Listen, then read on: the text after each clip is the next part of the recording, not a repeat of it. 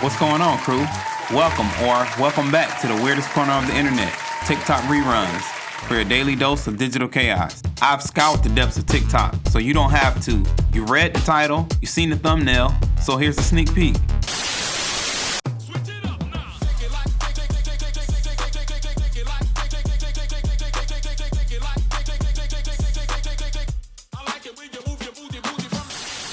But before we get started, make sure y'all hit that like button one time. Those are still free. Shout out to my new subscribers. Shout out to my OGs as well. We on the road to 20K. So if you haven't, hit subscribe. We upload multiple times a week, so hit the notification bell and you won't miss out.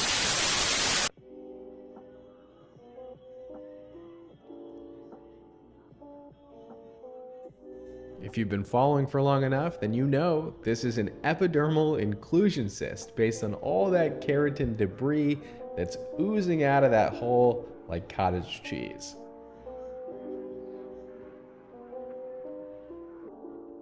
This ended up being a lot more than I expected. So the way that this cyst works is it's a true cyst. So it's lined by a wall that actually produces keratin. And at first it starts out small, but as that keratin builds up inside of that hole, it starts to expand to the point where you can actually feel it. Now, if you leave it there for long enough, a lot of times bacteria gets introduced into the cyst, which then causes a really bad infection. And then there needs to be an immediate procedure that takes place. Now, this one here does not look infected at all. Now they're wearing gloves, and this is clearly being done at a medical facility. They still need to remove the sac, so I'll give this a 9 out of 10.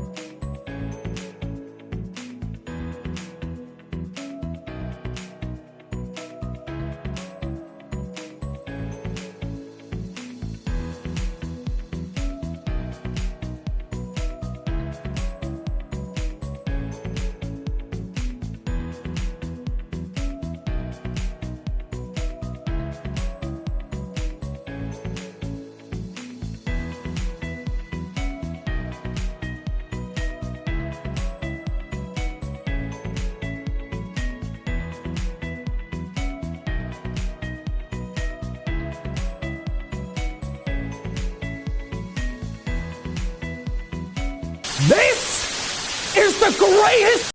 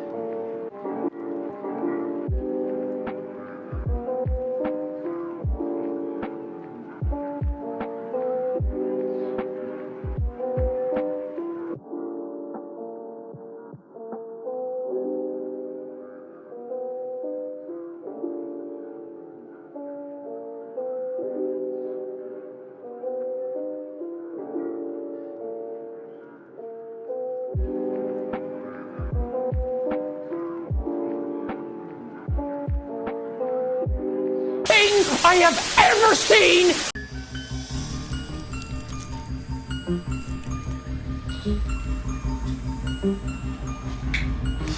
Oh, wait a minute. Sorry. This is a lot of these to do, let me tell you. You're a trooper.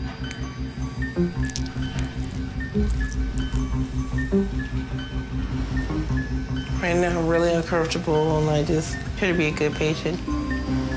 I think you're done with me, huh? You need a little break from me. You okay? Yes, I just hurt. Nick started developing lumps in her 20s. At first, it was just a small bump on her neck, then 2, then 4. Then, it spread out of control. Her neck, her shoulders, more and more lumps kept appearing. The most disturbing part was this. They started connecting to each other. They clustered together. They merged into thick patches, like a heavy, uneven layer of tissue, pressed tightly against her skin. When she touched them, they didn't feel like separate bumps. It felt like one solid mass, dense, attached, undeniably. Every morning, when Nick woke up, the first thing she did was reach up and feel her neck. How many more today? But she never let anyone see them. She covered them completely with a... This is amazing.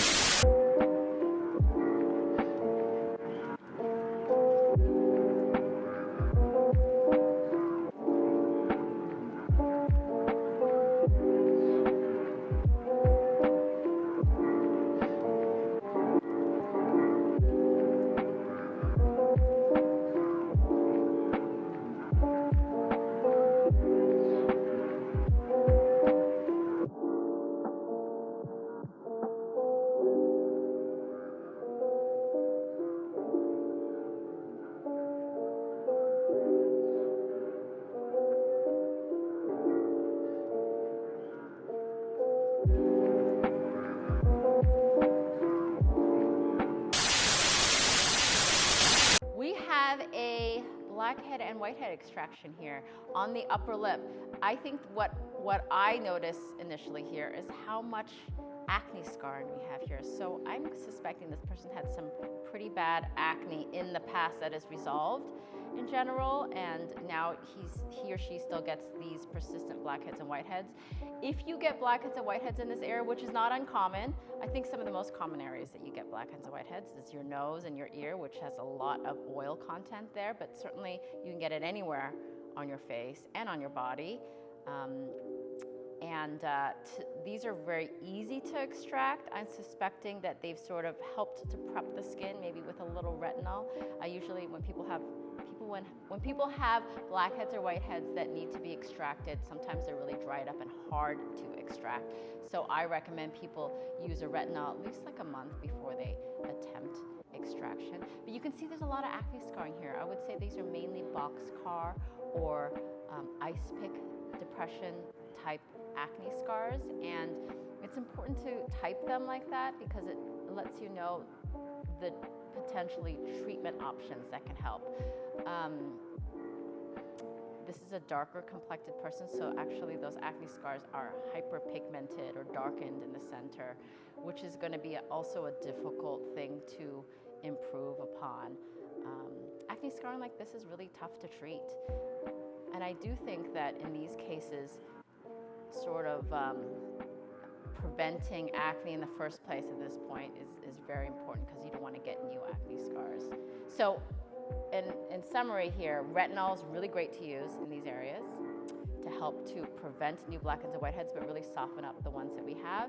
And a salicylic acid cleanser is really good too, because that is going to help, that settles down within your pores and helps to clean out those pores and prevent new blackheads and whiteheads from forming, and actually will help to lighten some of the brown spots too. So that's what I would say, retinol and salicylic acid.